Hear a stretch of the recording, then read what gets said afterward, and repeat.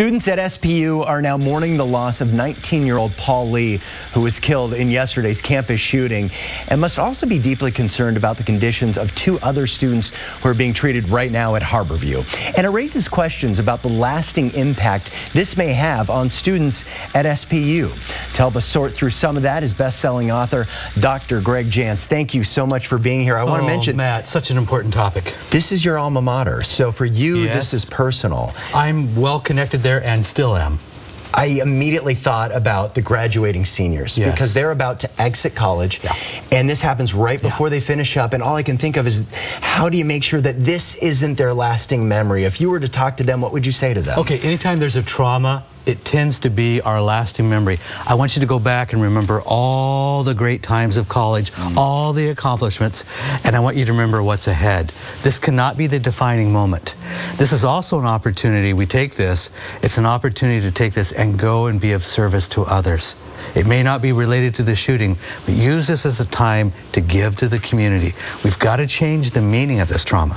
You know, we've covered this when it happens elsewhere. Now it's happening here, so it definitely hits home.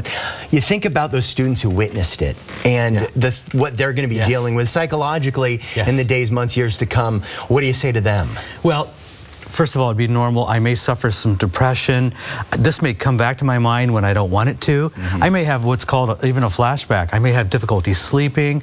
If I knew this person, even if I didn't know the student or the others that have been injured, it still can enter my mind when I don't want it to. All right, that's normal. Let's just say that's normal. Please, we've got to do good self-care. We've got to be talking about it. There's some that will need some good counseling about this. We cannot let this trauma turn into what we call post-traumatic stress disorder, where it stays with us long-term. We're always going to have the memory, but it cannot be a memory that harms us. And eventually we have to look forward, and this happened during finals week. These students were preparing for finals. So after they go through the grieving process, they're going to be asked to come back and take their final exams. So if you were talking to those students, how do you help them compartmentalize so they can start studying again and they can focus on their finals instead of thinking about the terrible thing that just happened? Very difficult, very difficult. We need to go, okay, I'm going to accomplish this, I'm going to accomplish the final.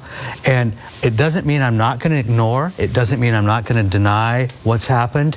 I'm going to deal with that, but I'm going to do my mission in front of me first. And it's so important. You will not regret completing the finals, doing a good job. You're going to be able to deal with what happened. It's a good message. I also think about the students who are looking forward to college, our younger students, you know, who are in elementary, middle school, high school now. And yesterday was student orientation day. So these are incoming freshmen who are there, and now they're thinking about next year, I'm going to go off to college, and this really bad thing happened there. What do you say to those students and other students who are looking forward to college but feel like, you know what, we've seen shootings on college campuses. And we've seen too many shootings. And Matt, this is an age-appropriate question. I have an 11-year-old. We talked about it yesterday. What a younger kid can process is different than your person that's in a high school or even junior high. But deal with it. Make it a family discussion and ask them, first of all, what have they heard about it? What do they understand? Go from where their knowledge base is first. But talk about it. Be careful about overwhelming a younger kid with too much information. Sure. You know, you can say this happened, and they can pick up on our anxiety. So slow down and really find out what they know. They're going to ask the question, can the bad guy come to my school? Are college campuses safe? I mean, we saw this shooting. We saw one last week on the campus of UC Santa Barbara, right next door. So when young kids ask that, am I safe going to college? I mean, we teach our kids to think that college is one of the greatest experiences of their life, because it is and it can be. You just don't want them to be fearful. What we know is there's things being done that's going to make college even safer. This is not going to go ignored. It's happened too many times.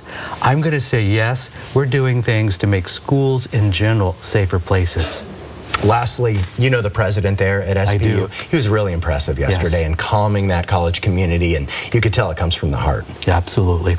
And it's such a difficult place for him to be in. And I know one thing about him. He sincerely cares. Yeah, he definitely does. Dr. Jantz, thanks so much for your time and your thoughts.